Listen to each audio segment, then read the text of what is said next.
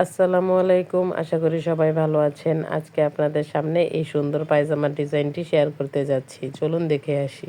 এখানে আমি কিছু ছোট ছোট কাপড় আগে থেকে কেটে নিয়েছি। কাপড়টির পরিমাপ হচ্ছে 3.5 ইঞ্চি, যেহেতু স্কোয়ার শেপ করা, লম্বা এবং চওড়ায় মাপ একই হবে। এখন কাপড়টিকে প্রথমে কোনাকুনি ভাবে একটি ভাঁজ দিয়ে ত্রিভুজের শেপ করে নেব, তারপর আরেকটি ভাঁজ দিব, তারপর দুই পাশের কোনা দুটোকে হালকাভাবে মুড়িয়ে নেব। ঠিক একইভাবে আমরা সবগুলো কাপড় দিয়ে এভাবে বানিয়ে নেব। ভিডিওর এই পর্যায়ে এসে আপনাদের কাছে ছোট্ট একটি রিকোয়েস্ট, আমার ভিডিওটি যদি ভালো লেগে থাকে তবে লাইক, কমেন্ট এবং শেয়ার করতে ভুলবেন না।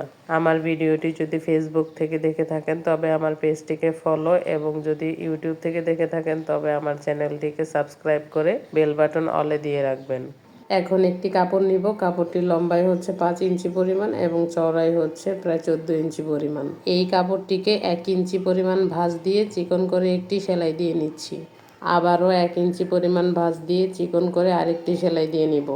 এভাবে পরপর 4টি লাইন আমরা সেলাই করে নিব। সেলাই করা হয়ে গেলে নখের সাহায্যে এখন হালকা করে ঘষে নিব। এবার আগে থেকেই যে কলির মতো বানিয়ে রেখেছিলাম সেখান থেকে দুটি এখানে জয়েন দিয়ে নিব। এখানে যদিও 3টি জয়েন দিয়েছি দেখাচ্ছে, পরবর্তীতে আমি একটি খুলে নিয়েছিলাম। আপনারা চাইলে 3টি করেও দিতে পারেন। একই নিয়মে বিপরীত পাশেও 2টি কলি জয়েন দিয়ে নিব। এবার কাপড়টিকে আবার ভাঁজ দিয়ে চিকন করে সেলাই দিয়ে নিতে হবে। পরপর একই নিয়মে 4টি সেলাই দিয়ে নিব। তারপর 2টি করে 4টি কলি দুই পাশে বসিয়ে নিব। এভাবে করে সম্পূর্ণ প্যানেলটি তৈরি করে নিব। এই যে আমাদের সম্পূর্ণ প্যানেলটি তৈরি করা কমপ্লিট হয়ে গেছে। এখন এটাকে আমরা পায়জামার কাপড়ের সাথে অ্যাটাচ করে নিব।